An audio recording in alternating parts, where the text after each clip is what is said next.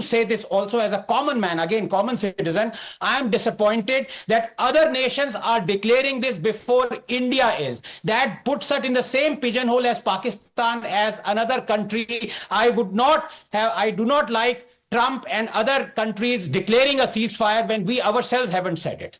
Well, I understand where you're coming from, Anand Ranganathan, but the fact is Pakistan and India have not had talks for a very long time. And you would agree, practically, it is impossible to talk to a rogue nation next to us. It will have to be a neutral party which can get some sense into Pakistan. Otherwise, the only talking would happen through weapons and defense systems. Now, is that really the manner in which anything can take place, given the fact that wars, can they have solutions in the long term, is a question that all of us know. But since Pakistan and India were only speaking the language of war, somebody needed to drill that sense into the head of Pakistan. The fact of the matter is, India has stood its ground. India has shown its military prowess. India has shown its moral high ground,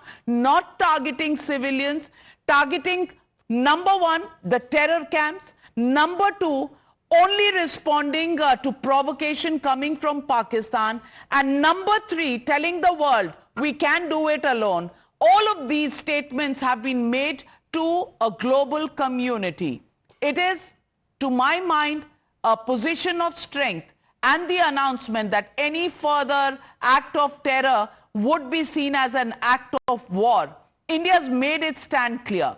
But joining me, former Foreign Secretary Harsh Shringla. Good evening, sir. Big news coming in from the United States of America. President Trump making that announcement. And Mr. Shringla, my question to you is, and this is what most citizens are asking, is it normal for a foreign entity to announce this? Should it have been India to announce whether or not there was a ceasefire? Well, I mean, even in the past, there have been some good officers that have worked. You remember in Kargil, Clinton was very active.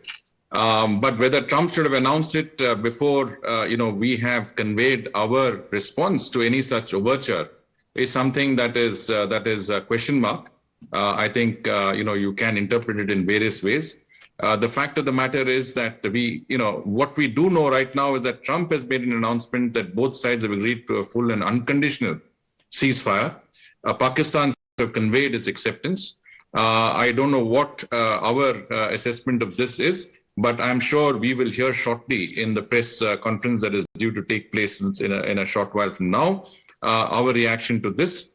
My own sense is that if both sides have been consulted, then obviously we are also on board on this particular initiative. I feel that Op Sindoor has achieved the objective of not only providing a punitive response to avenge the memory of those of our citizens who lost their lives in the Pahalgam terrorist attack. It also restored the dignity of so many of our, of the family and friends of those who lost their lives. But most importantly, it is a deterrence. It is a preemptive step. It is a very, very stern warning to Pakistan that you will face the full wrath of the Indian state, the armed forces, and the whole nation if you do this sort of thing in the future. I think we should be very clear. Any such act in the future should be treated as an act of war. We should take some very, very strong and immediate steps the moment any such effort is made by Pakistan in the future. So we should not leave it there. This is a ceasefire. This is fine. But we have diplomatic means, we have economic means, we have other means of leveraging, and keeping Pakistan under some control. I think clearly Pakistan is turning back into a rogue state. We have seen that the distinction between the state and non-state actors, even that pretended or the pretense of a distinction does not exist today. It was made very manifestly clear when so many senior security and state officials attended the funeral of wanted terrorists under the UN Security Council's proscribed list and paid obeisance to these people. And I think we will have to be vigilant, and we will have every sort of pressure, continued pressure on Pakistan in time to come. But let me ask you, Marco Rubio has said that India and Pakistan will begin talks at a neutral venue. Are we in a mood to talk to Pakistan already, number one? And number two, are we going to be dictated by the United States of America on what that venue should be and what kind of talks? Will America continue to be the big daddy? So I don't know what has been agreed to. I think, a ceasefire is one thing, but mediation under, a third-party mediation is a completely different thing. So far, we have maintained that the issue of Jammu and Kashmir has to be dealt with bilaterally, and there is no place for third-party mediation. But again, these are different circumstances. I'm not sure about what the particular decision is or how we will move forward. But certainly, I think a ceasefire is something that was, I suppose, in order, given the fact that the various objectives we set to achieve have been undertaken, and that further continuation of the situation can only lead to a more serious conflict, which I think is not in the interest of any country, particularly like ours, whose focus is on the development path, the well-being of our people, and our objective and vision of attaining Viksit Bharat by 2047. But let me ask you this question. Some would say India had the momentum in this particular conflict, and we were making inroads, and we were also successful in eliminating some of the terror camps in Pakistan. Should we not have taken it to its logical conclusion before we got into this dialogue business?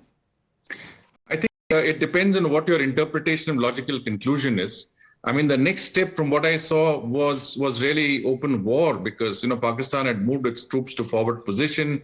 That is a prelude to a cross-border incursion, military incursion. I think that would have meant that we would have also gone across, and that we would have actually been in actual ground offensive war. And I don't know whether that is something that we wanted to do at this point of time. What is important is that the headquarters of the Lashkar-e-Toiba and the Jaish-e-Mohammed have been taken out. A number of senior terrorists have been eliminated. And I think it has conveyed a very salutary lesson. I will interrupt you. Vikram Misri, Foreign Secretary, begins with the briefing. Mr. Harshing. That both sides would stop all firing and military action on land and in the air and sea with effect from 1700 hours Indian Standard Time today. Instructions have been given on both sides to give effect to this understanding. The Directors General of Military Operations will talk again on the 12th of May at 1200 hours. Thank you.